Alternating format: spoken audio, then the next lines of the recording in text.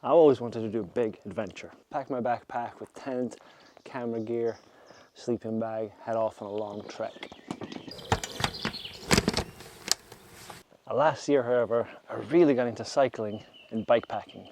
The freedom that a bike offers, the distance I can travel, and the fact that I can carry everything on the bike and nothing on my back is really appealing to me. So in a couple of days, my partner and I are cycling from northern Italy, Turin, to the northernmost point of Norway, the North Cape. That's a total of 4,860 kilometers. Of course, I'll be bringing my camera gear with me. I'll be filming and making photos as I go. If you're new to this channel, my name is Espen and I'm a nature photographer. And in this video, I thought I would just share what gear I'm bringing for this trip and how I'm storing it on my bike. First things first, this is the bag that is just easiest for me to get into while I'm on my bike. It seals magnetically. It is an Ortlieb Handlebar bag, 6.5 liters. I'll show you that first. The camera gear I have in here, I want to have ready when I want to photograph something right away. So that is my kind of travel photography gear setup and also what I'll be filming with. Now, I should mention I'm also an OM system ambassador, so all my camera gear is OM system. For my travel camera, it's going to be the new OM3, which I absolutely love. Just looks amazing. It's fun to shoot with.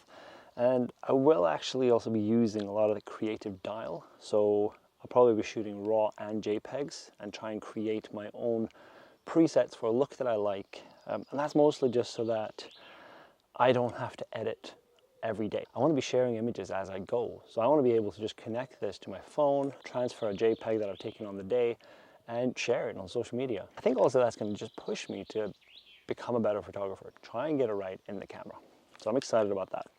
My lens on here is the 17mm prime, so that's f1.8. It's the Mark II lens. So that is going to be my kind of typical travel go-to camera. Whenever we're stopping or I just want to take a snap of something, this is it. I have two more lenses in here. And one of them was a no-brainer. It was the 40-150 f4. I have to save a little bit of weight on this trip, so the 40-150 f2.8 have to stay at home. I don't mind that though. This is a superb lens, really sharp, really fast.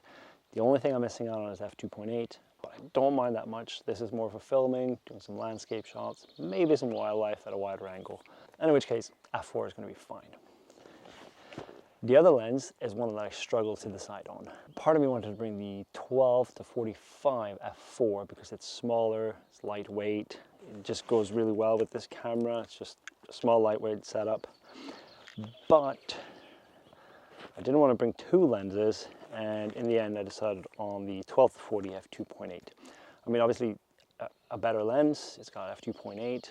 The main reason why I picked this one though is for nighttime. I want to be able to take night sky images and maybe even, include the tent or something like that, have a starry sky, use the computational features of the OM system for streaky skies or whatever I come across. Very happy to just have this lens with me, but it is a little bit bigger and a little bit more weight, and I'm bringing a lot of stuff, so it's something I always have to think about. Really handy with this Ortlieb bag is that it's got these clips on here, so I can take these off and just put it in the bag, or hook them on, and it's very easy to just chuck it on the shoulder if I don't want to leave it on the bike. If nobody's watching the bike, I want to take this bag with me. It's too valuable to not to. And there's even more space in here for, I can have sunglasses, pair of binoculars, anything like that. The binoculars I settle for, by the way, are the Opticron. They are 8x32s, so they are lightweight. They're about 0.5 kilos, but still really, really good binoculars. So I'm really liking using these because they're just the perfect middle size. They're not too heavy, and mostly I use binoculars to spot things before I photograph them.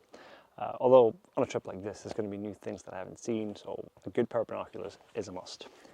And I can even lie them on top of here. I'm not sure, they might go in the frame bag. We'll see.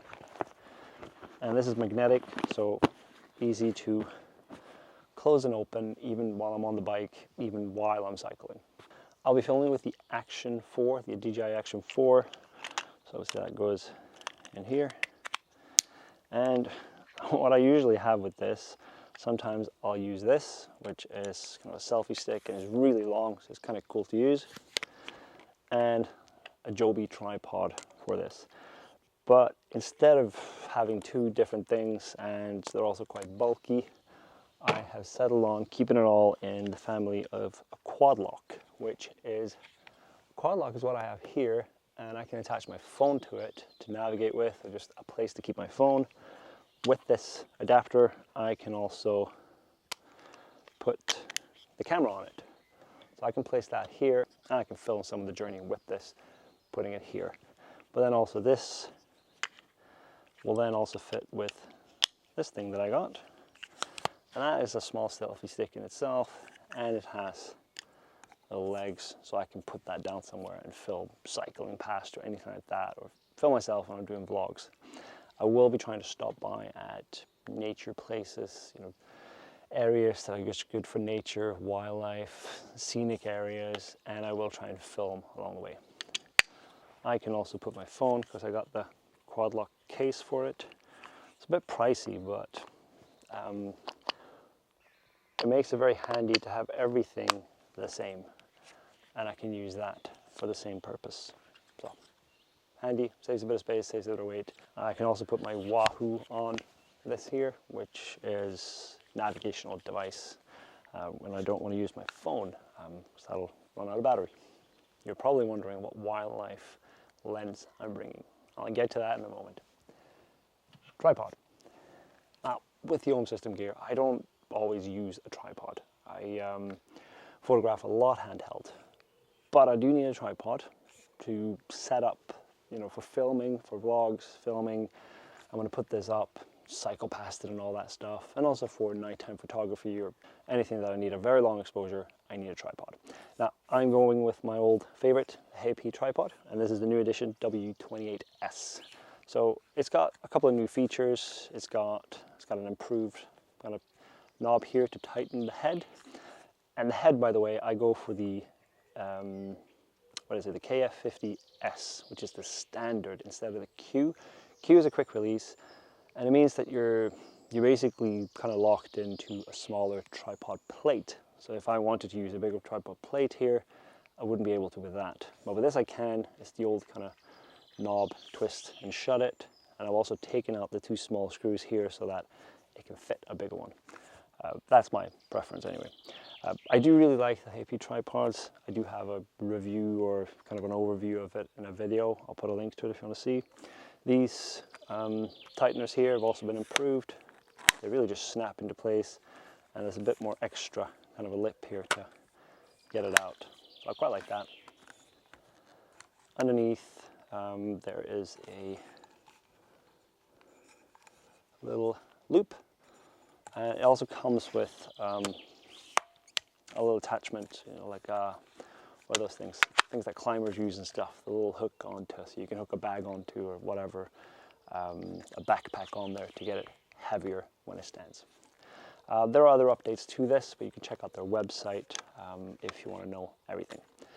So I will be taking this, and the HP tripod also has the 3-column, which is quite cool. You know, I use this thing all the time. Use this a lot for Blackross Lek just last month. Put it straight down like that and photograph at a really low level when you do want to use a tripod. Now I'm going to take this off. I'm counting grams here, and I don't need that.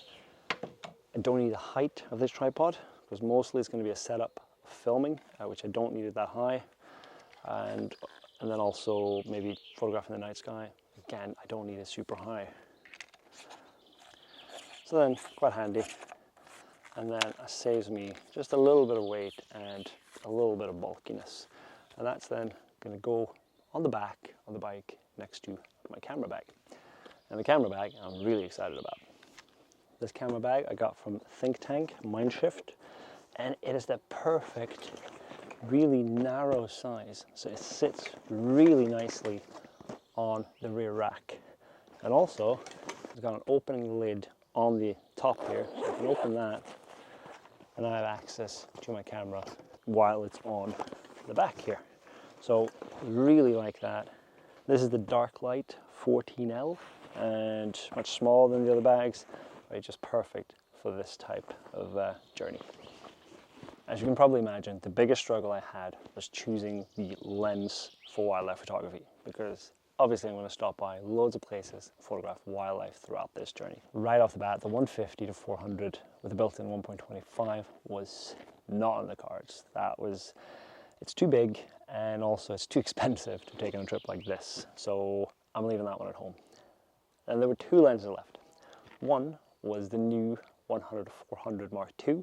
It's a lens that I really like, and it's very versatile. You get a good range, it's a sharp lens, and I almost went for it, but I've gotten very nostalgic about the lens that I used to have. It's one of the lenses that pulled me to the system in the first place, and that is the 300mm f4.